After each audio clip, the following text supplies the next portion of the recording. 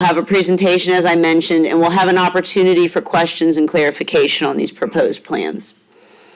So the purpose of our meeting this evening with you all is really sharing the proposed Courthouse Village Plan and how the plans can be used to guide zoning in the future and plan for growth that fits Goochland and is reflective of our values. So by doing that, we're trying to highlight how we have been working with all of the public input and providing an opportunity for you all as the public to be informed ahead of the upcoming public hearings. So where have we been in this process? It's been a long process. There's a lot on that screen because it's been a long process. So it's been well over a year, about a year and a half. I'm really bad at math. That's why I'm Deputy County Administrator, not Finance Director. We began in February 2022 with a kickoff and public outreach. Again, we started with community meetings back in February 2022, and we're having one this evening. There's been a total of 5 meetings for each individual small area throughout this process. We've had roundtables. We've had a community-wide survey that was active for 4 months. We had some draft plans. You may have heard about them. They came out, right around Thanksgiving. Wasn't quite a hit. So, we took some time between November and February, as well as in January, to meet with property owners and stakeholders and really assessed also the feedback from that, as well as our online comment period, because we received hundreds and hundreds of online comments. Basically, we were missing the mark. So as part of that, we took a step back and wanted to be very intentional in how we highlighted public feedback and general concepts and some guiding principles for what can become a regulating plan for Goochland County. So again, fostering something that's flexible, that reflects public input and our community values, which is not where we initially started with that draft in November. So I hope you'll find that tonight, and here's where we find ourselves with our proposed plans being made public. So our goal with these plans is to use the public input that we've received to date to create public value. And what that means are goods, services, opportunities, investments by public dollars that benefit you all as a community.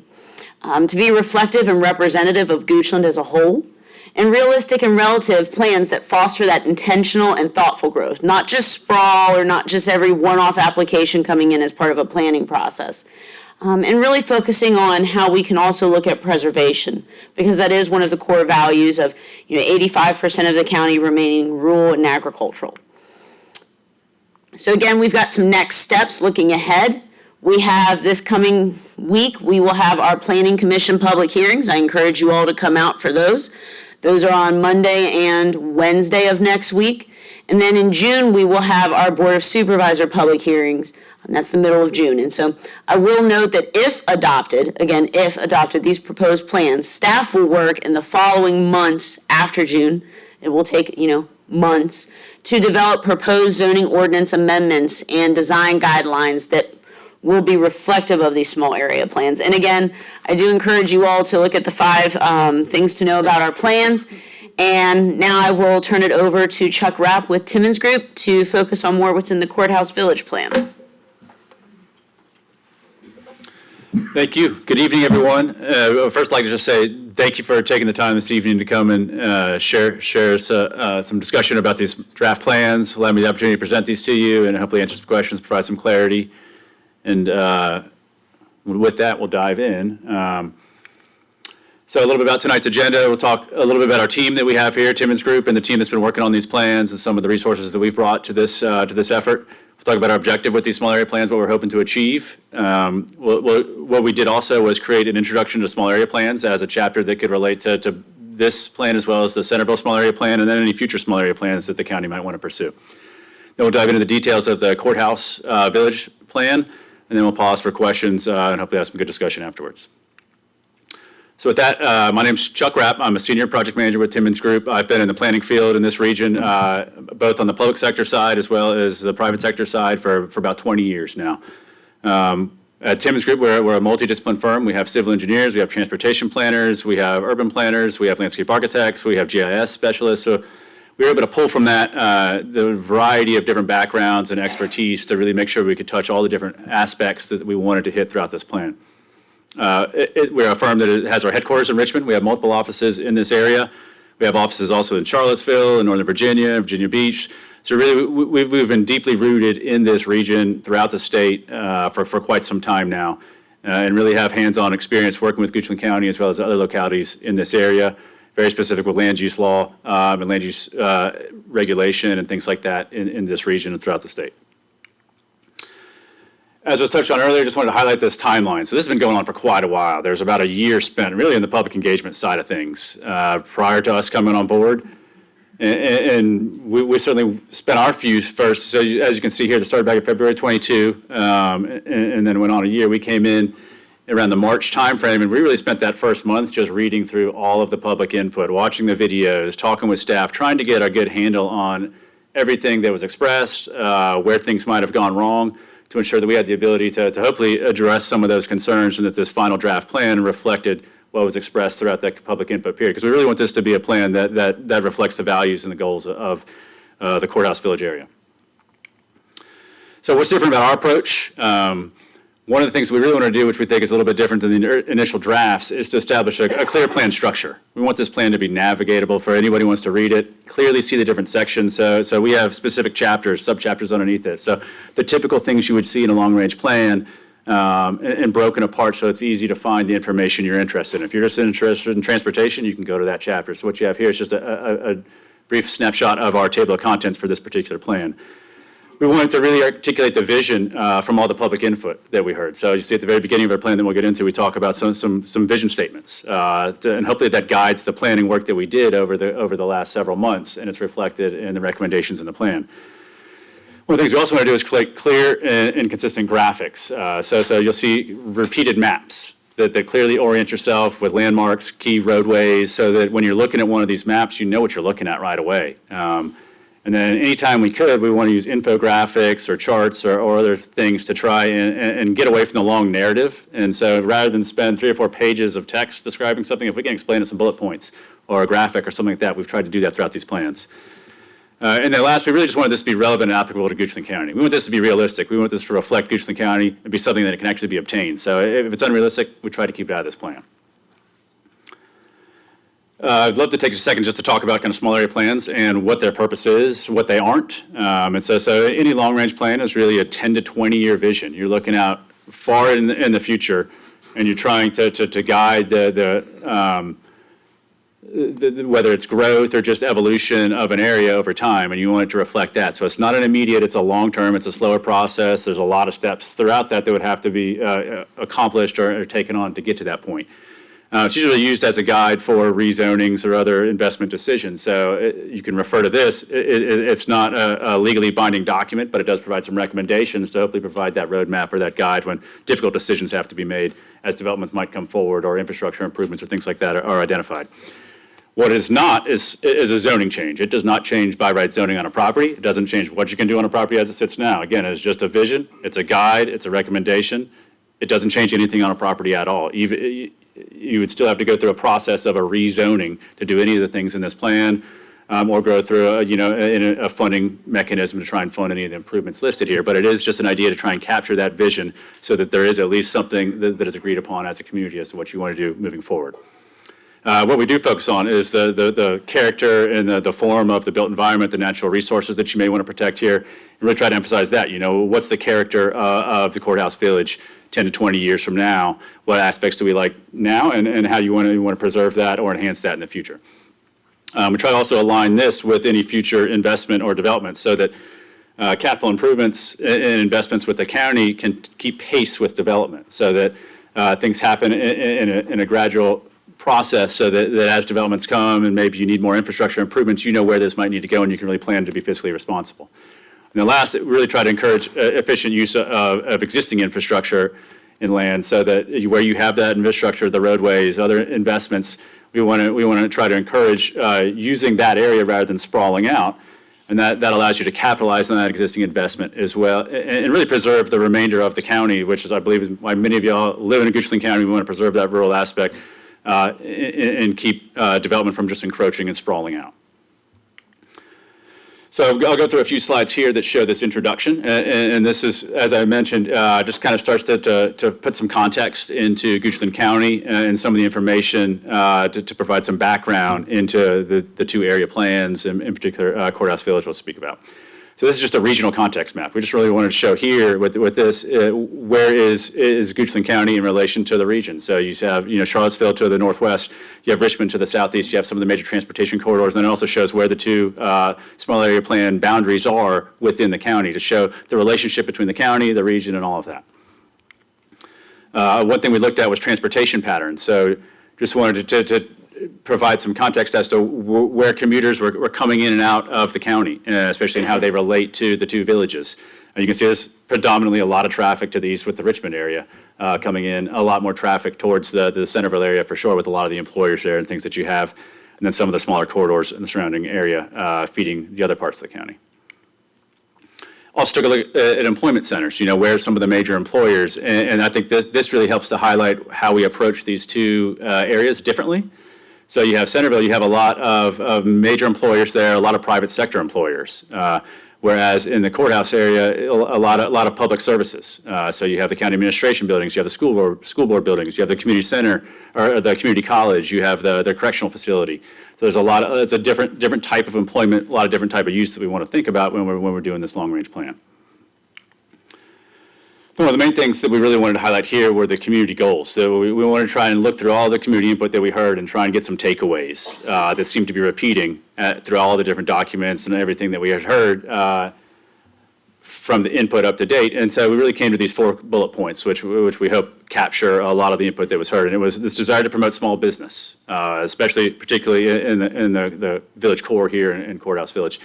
A desire to ensure that the built form, so building future development is contextually appropriate with the existing development that's already here. So especially with some of the historic buildings, you want to make sure that it's of appropriate scale and fits the style here in each village, which is different in each village, and reflects that in these plans.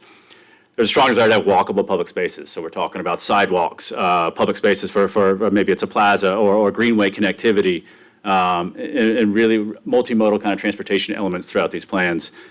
The last one thing that was definitely probably the most prominent feedback that we heard was this desire to ensure that we preserve the community character of Goochland County in this area. So we try to look for ways that we can bring that into some of the recommendations through building design guidelines, things like that, and how can we ensure that is not lost over time. So with that, we'll go into the specifics of the Courthouse Village plan here and talk through the different elements there. So as I mentioned, we wanted to start off right away with identifying some vision elements or some guiding principles that we focused on throughout this. And you'll see the very first one there is I think, extremely important to the historic fabric of the Courthouse Village area. So it's, this is the institutional heart of Goochland County. You have the courthouse here, you have a lot of the old historic buildings. And so that needed to really be a driving factor in some of the recommendations that we have here, and you'll see that hopefully in some of our land use recommendations. Economic vitality. We want to ensure that there's opportunities for economic growth here and opportunities to promote that through additional uses or adaptive reuse of existing buildings and things like that. As I mentioned earlier, we want to have well-planned infrastructure and services. We want to make sure that it keeps pace with any type of growth and that you have efficient infrastructure for existing residents and any future residents as well. As mentioned, a mixed-use walkable village. So some great opportunities with greenways and other elements and sidewalks and trails and things like that to really promote that multimodal component to this and make sure that there's multiple ways to get around to community centers and other elements. And the last, the resource protection and growth absorption. You have some great stream corridors here and things like that. We want to make sure we protect those natural resources here as well as the historic resources. You'll see we have some components in here that talk about historic resources and historic preservation options. And as I mentioned, the ability to really concentrate some growth here so that it does protect the rural aspects in the rural area of the county. So this is a map. I just want to show kind of an existing base map that you'll see. And as we go through each topic, we overlay the elements of that topic on this map. And so this map has an attempt to really identify, the major roads so they pop out at you and some of the major features of the area here. And then you'll see an area marked to the west there called a rural enhancement area. And so we tried to align the boundary of this draft village plan here with the adopted transportation plan and master utilities plan with where those services are planned. So recognizing that area could be examined in a future element, but it's not really where things are planned right now, so we didn't want to extend this village boundary into that area. So transportation, there's a heavy connection between transportation and land use. You want to ensure that you have the right transportation infrastructure to go with the land uses that may come in the future. And so we looked at, here we have arterial streets, local streets. We did an inventory of all the sidewalks and trails throughout here just to try to kind of get that benchmark, that base map to build off of. And then with that, we go into the different types of street typologies. And these are aligned with VDOT. VDOT has street typologies that match, and so that's what we're trying to go with here. You really have two types here. You have arterials and local streets. So we have a street section here, and we have some information on that of the types of things you want to have with a local street. And I will say, so all of the roads shown here on this map that do differ from the prior consultant, these roads here are either existing or approved as part of a development already. So nothing here is a proposed road. They're already part of a plan that's been adopted or it's been approved in one way or another. So the idea would be to assume that eventually that will come to fruition one day. Other roads that you'll see, we also show that are either part of the county's adopted transportation plan. So we're not proposing any new major things here. We worked with county staff to make sure that we match that. And so the idea here is you have a street section that could hopefully be used as a guide maybe when a development comes forward so that you can try to get things like sidewalks or maybe some street trees on the back of the sidewalk. And so you kind of know what things to hopefully expect and ask of a development or if there's a funding opportunity to improve a roadway as well. Arterial streets are the other one. So you have River Road, you have Fairground, and you have Sandy Hook. And most of these are really just two-lane roads in the village here. And that's where you may have an opportunity to do a multi-use path to kind of get that multimodal element on the side if you don't have room for a bike lane. So we wanted to incorporate that here and show that. And sidewalks as well on the other side. Along that opportunity, we looked at River Road, and especially in the village core, you have a pretty wide right-of-way from curb to curb right now. Very wide travel lane. So we thought a great opportunity would be to recommend a road diet. And a road diet is an opportunity you can see there's a couple of options here that the county could look into. And one of them would be to expand the curb in towards the road. You still have plenty of room for adequate travel lanes, and it would allow you to incorporate some street tree plantings to create a little more buffer from the sidewalk and incorporate some trees in that village core area. Or the other option would be on-street parking, which would free up some additional space maybe on the private property or where you have extended right-of-way to create some of those walkable public spaces or things like that and enhance that aspect of the village core. So these are two options that you could do where the right situation fits when opportunities present themselves, or if a development were to come forward, this would be, again, that roadmap to go back to and say, we really like this. This is what we'd love to see come forth as part of that development along that frontage. As I mentioned, there's a strong desire in the public input that we read through for greenways, connectivity. And you have some great streams that run along different areas, residential areas. And so we provided some information on the different types of greenway trails. You often have paved paths, which are the multi-use paths that you typically see adjacent to roadways. So that's 8 to 10 feet. It's a paved path, more in that developed area. Trails are often found, and they can be crushed stone. They could be a natural surface. You see those often in the floodplain or so along streams where you have those opportunities. And then when you're getting into wet areas, that's where you want to kind of raise that, do a boardwalk type thing to protect the natural environment there as well. So again, it's this kind of array of options that can be picked and chosen, so you have a reference guide as developments come forward or opportunities present themselves to pick the right solution to fit the opportunity. So with that, we brought all of that together into a comprehensive transportation map. And so this map reflects everything from the potential road diet area to think about, proposed local streets and greenways and multi-use paths and sidewalks all in one, so that you have everything in one map to reference in the future moving forward.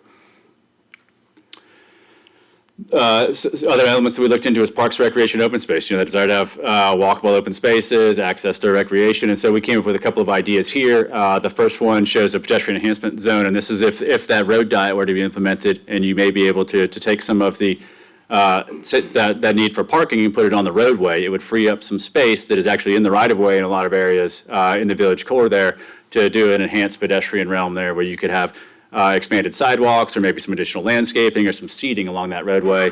and provide some beautification in that village core to add to the aesthetic there. Other thing we wanted to capture, and even driving in this evening, is the farmers market space. It's an incredible space. Wanted to really acknowledge that, and hopefully, whether it's that location or a future location, encourage the county to really make that a permanent location and enhance it with maybe, so what we have here, just a little sketch that shows, maybe an open air structure for vendors and things like that, and kind of a community lawn space that folks could gather around to really make that a permanent feature. Farmers markets are great ways to really bring the community together, and a lot of success doing things like that. Along the greenways, idea 2, you have the correctional facility along the river there. Just want to acknowledge there's a potential to continue a greenway trail through that property up adjacent to the river. I would encourage the county to explore that when opportunities arise, as well as the community college. So I know there's been some discussions and some desires through the feedback that we heard to create some additional uses on that community college property. So we wanted to acknowledge that, get that in this plan as something that discussion should continue to be ongoing, to find ways to bring additional uses that could be a community benefit on that property as well. And then I also mentioned historical resources. There's a lot of historic resources in this village here, and we want to find ways to at least document them. And so we've listed all the different registered properties and some opportunities for additional protection that the county could explore as well, whether that be through a local historic district, or additional efforts with the National Register District as well, of getting properties located, registered on those as well. So just again, providing that kind of toolbox to help save those important resources that make the village unique.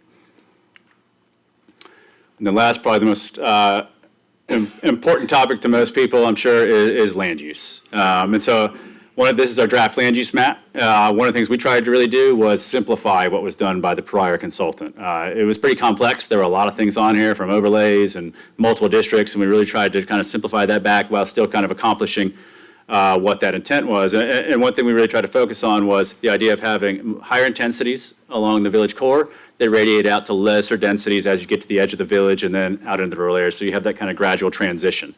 So I'll go through each one in a little more detail here. So first, I will say on some of these mixed-use type districts that or land use designations, there are some images here. The images are purposefully not meant to show architectural building styles and the detail of architectural design. That is a recommendation through design guidelines. That should be a next step. This is really just intended to show building form. How is a building related to on the street, and how tall should a building be based on the context, as I mentioned, contextually sensitive development that matches that surrounding area and doesn't stand out.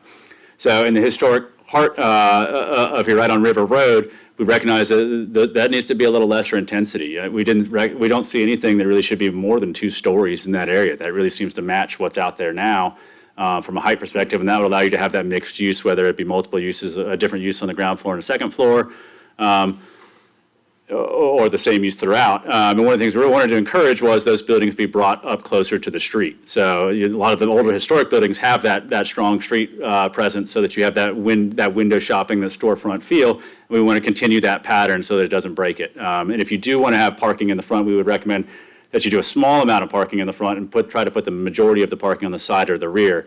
And again, because you can really feel when you're walking through, especially through a historic town, when that rhythm is broken all of a sudden, and you don't have that presence up against the building. For the next zone we were talking about is mixed-use commercial, our next designation, and that's really where you have your shopping centers right now. Your existing grocery store, you have some commercial businesses out there, a gas station, just outside the roundabout, and so we recognize that that's a different character. And so you might be able to have something slightly more intense, but if it was, we would want that set back slightly further from the road to create a bit more of a buffer and not feel like it's up close to the road. So that's where you have a larger landscape setback. And if a building were to go up to 3 stories in that area, we would recommend something called a step back, where you're going to push that top story back, and that helps to reduce that canyon effect of feeling that building's on top of you. So that's really the most intense option that we laid out there, just acknowledging that you kind of already have that some of that taking place with the existing shopping center. But we do feel there's some opportunities to do infill and create some additional uses there to create a little more of a vibrant area. As I mentioned, there's a lot of public county-owned or institutional uses throughout the village, recognizing that is, the drivers of civic life. That's where people are getting access to public services and things like that.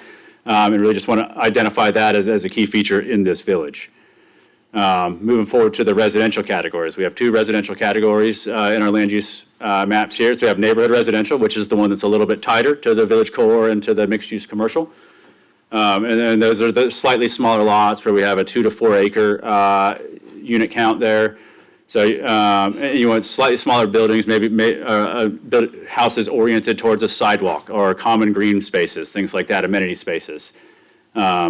Still nothing too dense there. We're talking, half acre to a quarter acre lots that kind of match that pattern. And then as you radiate out, going to those larger lot sizes, larger homes, larger setbacks, and that's that good transition to the rural area on the edge of those boundaries.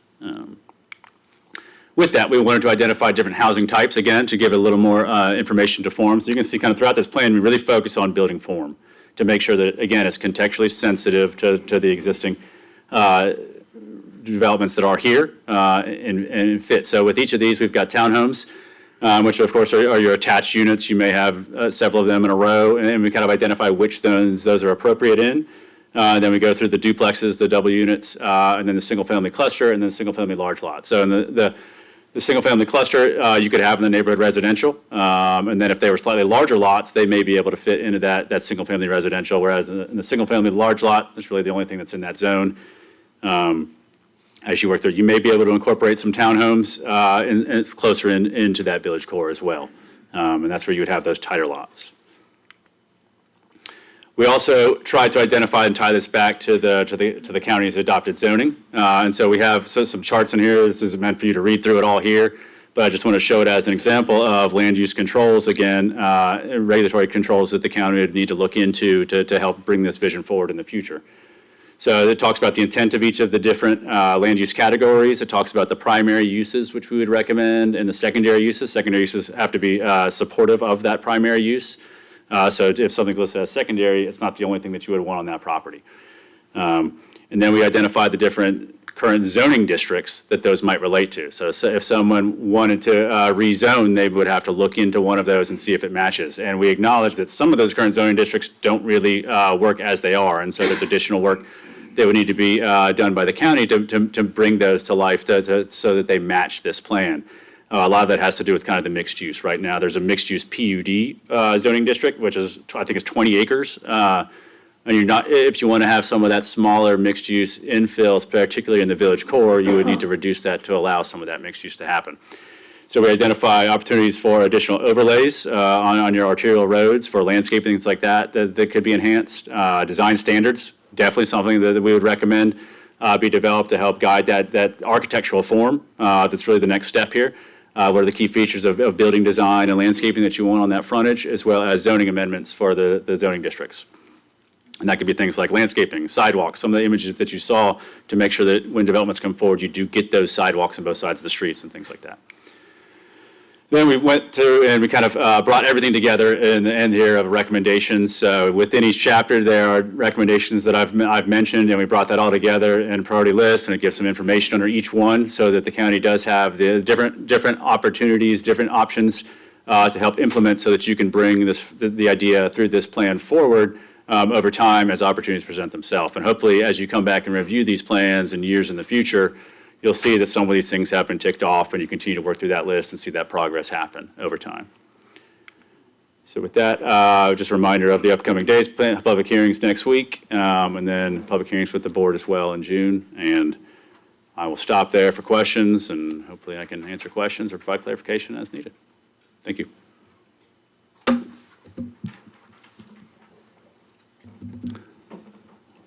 Are there any questions? So we have one speaker. Okay, great. We have one speaker that has signed up. So before we move into open audience questions, we have Mr. Sloan who has signed up. Step on up. Tell us your name and. You want me to stand up or just sit here? And, You may sit or stand, whatever suits you.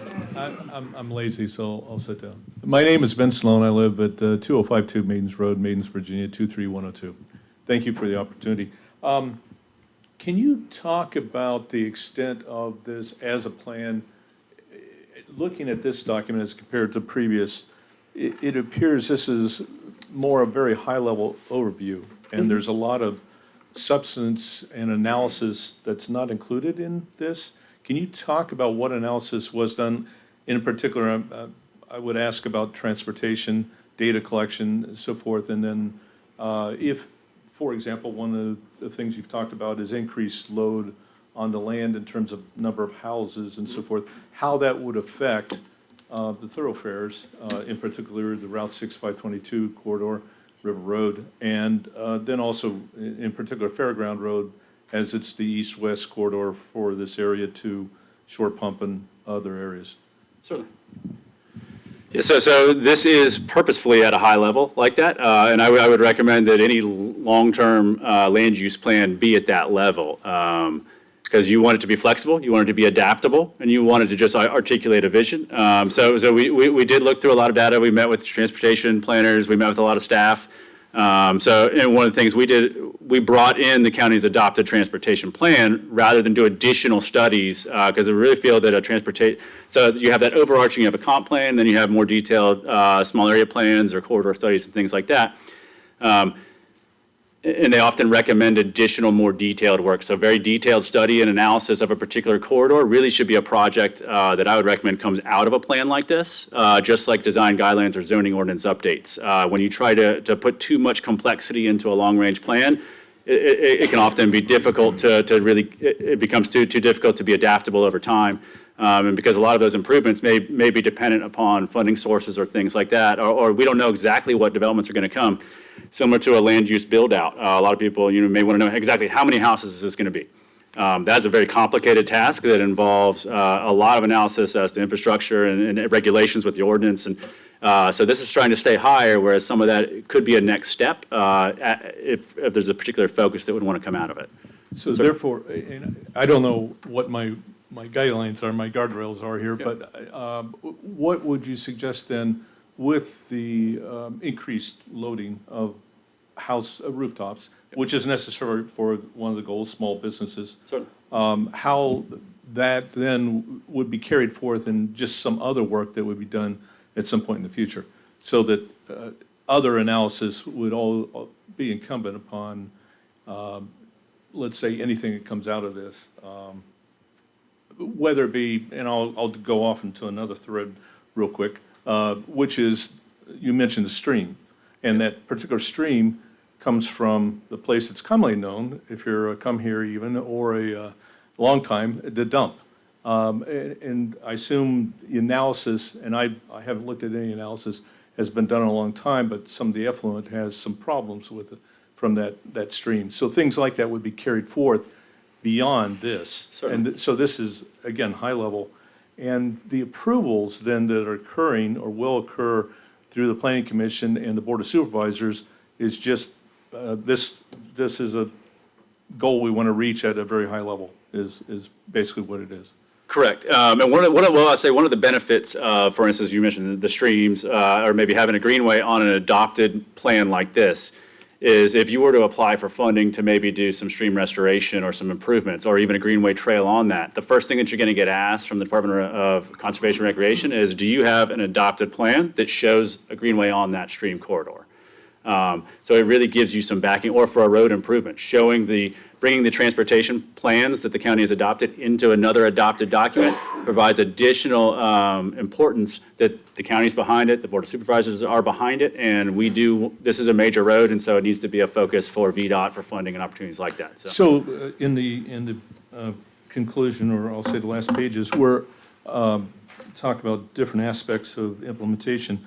Really, it's unspoken, but it is included that there will be further data collection, data-driven analysis that will prescribe more features, functions that will be incorporated in, let's say, subordinate plans to this. Certainly. This is the starting point, really, that then guides provides that overarching map to, again, start doing much more detailed stuff in the future. Definitely. Matt, Correct. And if I may interject, I know you asked something about business recruitment and retention and how we foster that small business community. Ms. Worley and I, the Economic Development Director, we've already kind of started taking a step, at least trying to start some initial planning. If we proceed, as one of the recommended next steps is to do a strategic business plan for Courthouse and Centerville to look at what does that look like. So you have your varied and diversified business, and what that recruitment and retention is for Courthouse is very different, especially if we proceed with the Fairground Road extension and an opportunity for some additional infill commercial space. So that's something that we're being very mindful of as well. So again, it goes to what Mr. Rapp was saying, that there's an opportunity to build upon this. So this is really a foundational aspect. And that's why it's intentionally broad, so that we have that flexibility. But then there's that guiding document of some regulating concepts, so that then when you go after funding or someone asks why you're doing the next step that's more detailed, there's a rationale. thank you very much for the opportunity to speak, and thank you for your time and your work. Thank you. All right, anyone else? Up in the back first, and then we'll get up to the front, because I saw that hand going for a while. I think y'all did a great job with the enhancing what's already here. I really commend you on that. The two things that I would like to bring up is that when you say 2 stories, I would hate for us to be limited with that, especially in a town where we have very limited growth opportunities. I think a 3 to 4 story product will still give you a nice town and create a wonderful community. I've seen it done many times. I also would say that the setbacks for businesses and parking definitely need to be looked at a little bit more in detail.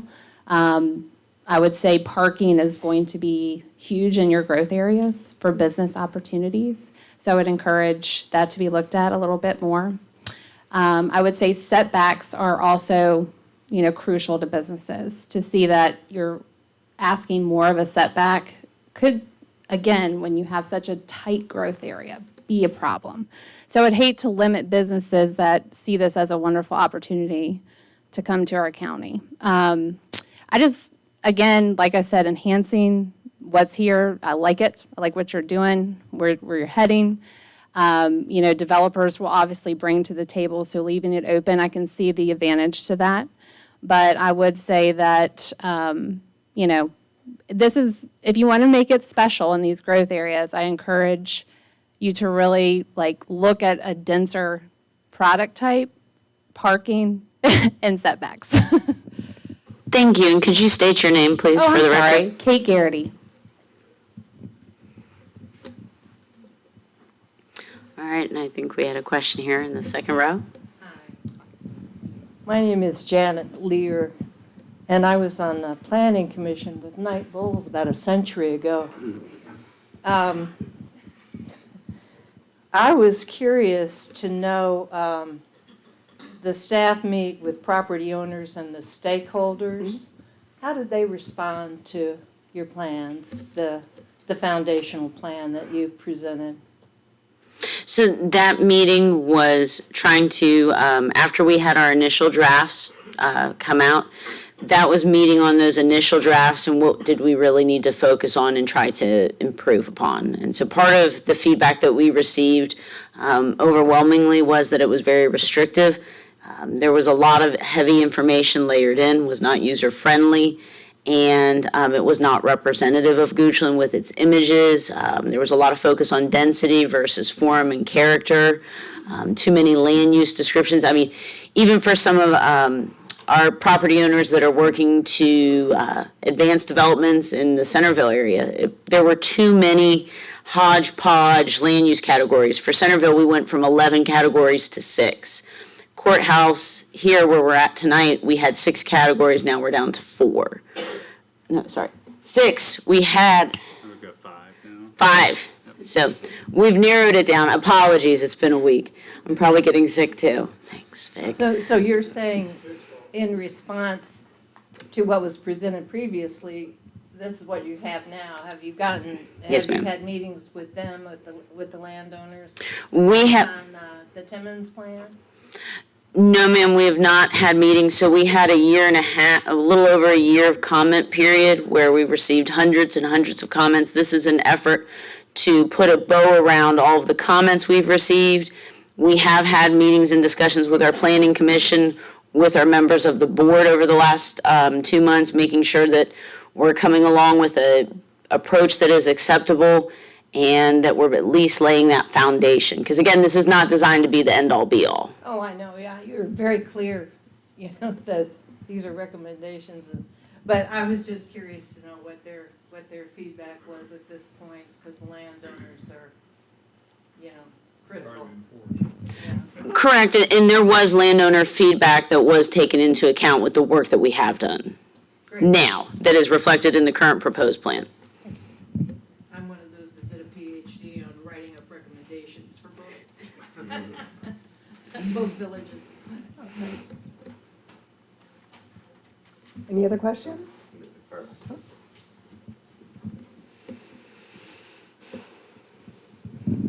Here you are, sir. I probably have a perspective a lot of you don't have. I walked across the stage up there 69 years ago this month. I've also been on the Plan Commission Equalization Board, so I have a pretty good idea of land use and all. Couple of comments. I was a little surprised that the future planning for the courthouse wasn't shown on this plan somewhere, so we knew generally what they were looking at. The main concern I have, and it's a very positive one, and I'm probably in the minority, is I'm liking the multifamily units. This is long overdue. When I was in school here, the teachers had to live in Henrico, and that was a long time ago. They still have to live in Henrico. The multifamily unit give the teachers and the county employees a positive step toward possibly living out here and being part of the community. And I should stay up front that I own land in this group, but at my age, it doesn't matter. I don't worry about it at this point.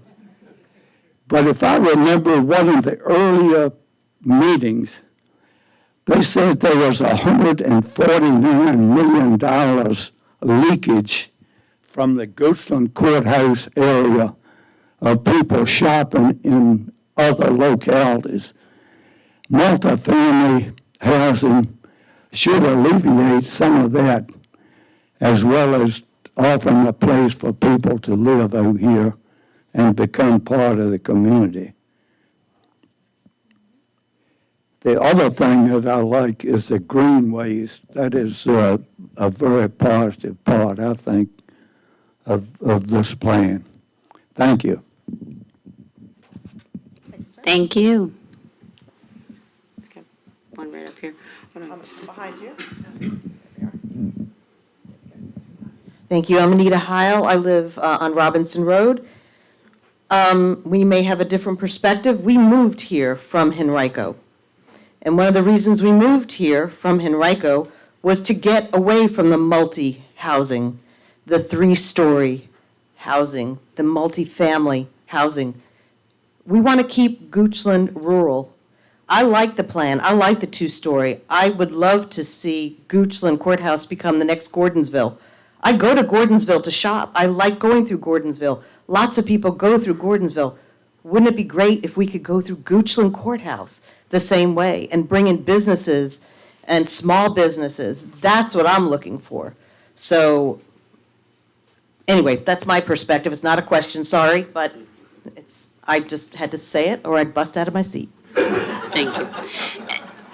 Right over here in the front, Jamie. My steps in. Hi, I'm David Liverman. I moved here in 2000, I guess. I live on Cedar Plains Road. one of the things I've always liked about Goochland County and the long-range planning is the village concept. And this, to me, seems to be the next level on the two particular villages. One of the things I've always thought that Goochland lacked is a kind of a downtown corridor going to college in Farmville, Longwood. That is quintessential, to me, small town concept.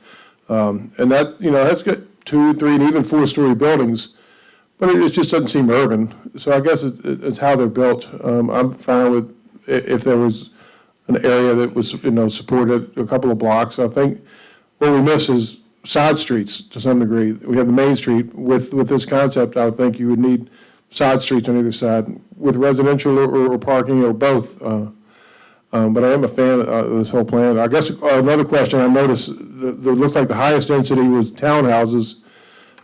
Didn't really talk about multiple stories or whatnot. When I think of townhouses, I think, what is the highest density that kind of thought of in his plan? Because I do think he's right. We have a serious problem with low-income, not even low-income housing, but just affordable housing, and especially in high densities in this county, that's for sure.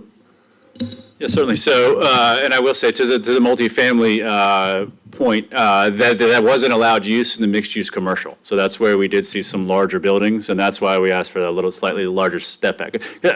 The challenge of land use planning is balancing the different opinions, the different desires, and so that's why we tried to strike a balance here.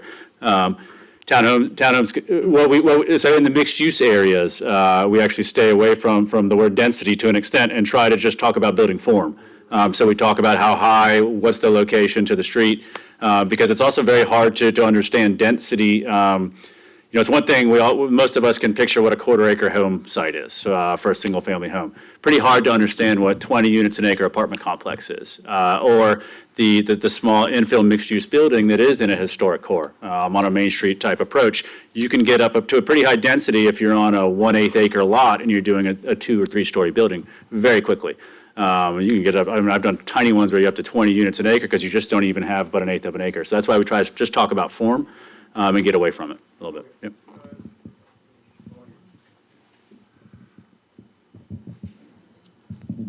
I just wanted to agree with Knight. Back then, there were people who felt strongly about that on the Planning Commission. I was one as well as in your more rural areas out, we live where you have a little property. And near us is a development that at the time, and I still believe this, was perfect for a townhouse development because of the open space it afforded and the view of a lake. And instead, because the majority would not allow it, we ended up with these short streets with cul-de-sacs. I don't know how a fire engine turns around. It's just one road after another. And, they're lovely homes. They sold quickly, very popular. Not the best for that property. I think that's a critical thing to look at, is the property that you're developing. And I think a lot of people, I agree with you with Gordonsville, a lot of people sort of envision a townhouse as a straight row of, 2-story, and if you look around the country, in Atlanta, you can have houses that are very similar. One is a single family, the one beside it, which looks very similar on the elevations in the front and so forth, is a duplex, one's a fourplex. And you would never know driving down the street which is which I think is also a thing to consider. In California, you have a single-family unit that's actually a fourplex, but the way that it's designed, you would never know that, from the street. So it doesn't have to be that traditional 2-story. I think you have to think of your design out of the box. There are a lot of places that have come a long way compared to, what Goochland was willing to consider for a single family versus a multifamily, and mixing it together. It's not Japuti, it's not just a store under an apartment above. That's not the only choice, or row townhouses. But in terms of the whole plan outside of the village as well, could be more creative, and what you end up with could be a lot nicer, better in terms of the whole effect for the county and the community. And density doesn't have anything to do with it, it's just how you do it. Right. Agreed.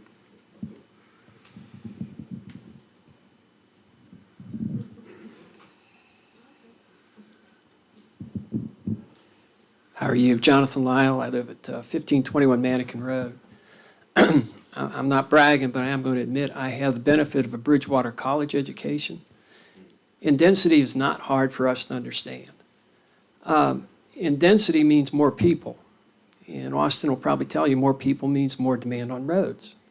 So I'm perplexed that you haven't at least looked at your plan and calculated or forecast what the density might be. You use a phrase early on, what the desired outcome is.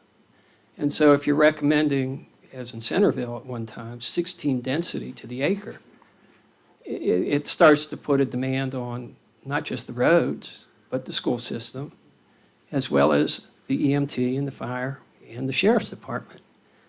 Would it be a stretch to ask that what ifs or maybe densities could be calculated and just shared? Because at one time, the Centerville plan could have had 25,000 people in it if it was built out with the suggested or desired densities. So I'll do some tutoring. I mean, I've done it for a while, but we learned to do that at Bridgewater. So is it possible that you could calculate the densities? So I have done detailed build-out analysis before for projects. I do think it's a useful exercise. I would say it's much more complex than just doing units per acre. You have to factor in environmental features, infrastructure costs, roadways, things like that. And so I've certainly done them before. I do think that there's a benefit. It would certainly be a good next step, I would think, to add to this plan as things move forward, for sure. Could I distill that down to a yes? I mean, I have a scope. I can't speak to me doing it part of this plan, but I do think it is a good exercise. I don't disagree. And that's part of as Ms. Crystal mentioned. Onitis, do you think that's a yes? So again, what we have tonight is a foundational tool. So it's something that the Planning Commission and the board can take and create additional information tools that then can go in that toolbox.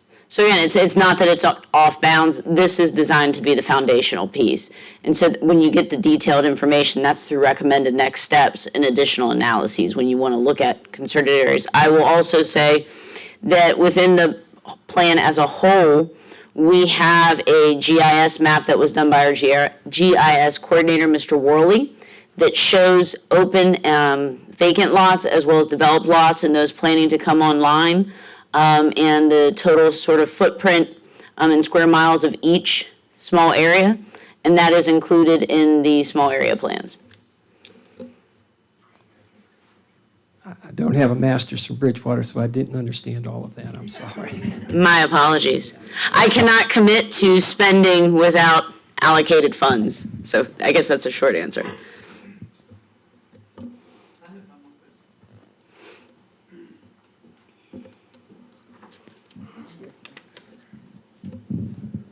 Sebastian Meusling, alle von Röverroth. How soon will we have the architectural guidelines specifically for the courthouse core? That's a great question. So if these plans are adopted, developing the architectural guidelines, that's something that would be done in conjunction with staff and our design review commission. And that would go through a lengthy process. I don't have an exact timeline. That could be 6 months, 9 months, or a year. Again, it's going to be a thoughtful, intentional, and deliberative process. That would also involve public involvement as well. There would be a community meeting, public hearing, just as we're having now. Because again, it's creating that look and feel. But that is a next step if these plans are adopted. But it would involve the work of our design review commission and then as well as our planning commission hearing it, our board of supervisors hearing it. So it's a next step, it's not many years down the road. Yes, sir. It's a next step. If we have new development, we want all this to serve already to create this new character we want. No, sir, our desire is, given the growth pressures that we're having, if these plans are adopted, to begin those next steps shortly thereafter, meaning later in the summer, early fall, that then we would start gearing that up. We also have another planning study that's getting ready to ramp up as well for the south of Patterson area. But again, we would want to act on this just so that we keep the momentum and we actually plan for things rather than them falling in our lap. Night, Bowles again. One other advantage of multifamily housing is to take the pressure off of the rural areas. Right now, I'm on Rockcastle Road. We have 13 by right houses going within a quarter of a mile up there. That is not rural. So hopefully, if we go to multifamily housing in the complexes at Centerville and here, we'll take some pressure off of these areas we're trying to keep rural.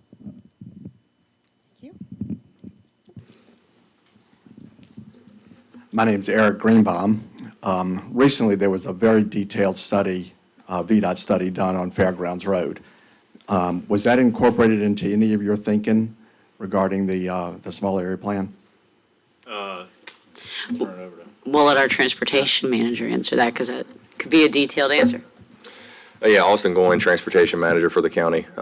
We didn't take the data itself because, again, this was a very high-level approach, but taking into account some of the improvements that were proposed as part of the Fairground Corridor study were certainly implemented into this plan at a very high level.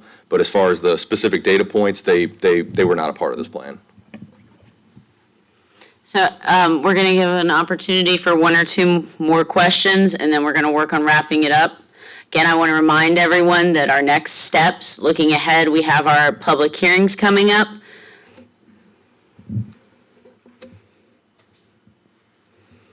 Any takers? Going once? Going twice? Sold. All right, well, we hope you will come out this coming week to our Planning Commission for public hearings on Courthouse and Centerville, as well as to our June Board of Supervisor public hearings on the 12th and 15th. And if you'd like any additional plan-specific information, please contact us at 556-5840, or you can also email us. Those email addresses are there, and we will be making all this information available online, and this meeting has been streamed, so it will be recorded, and you have access to it.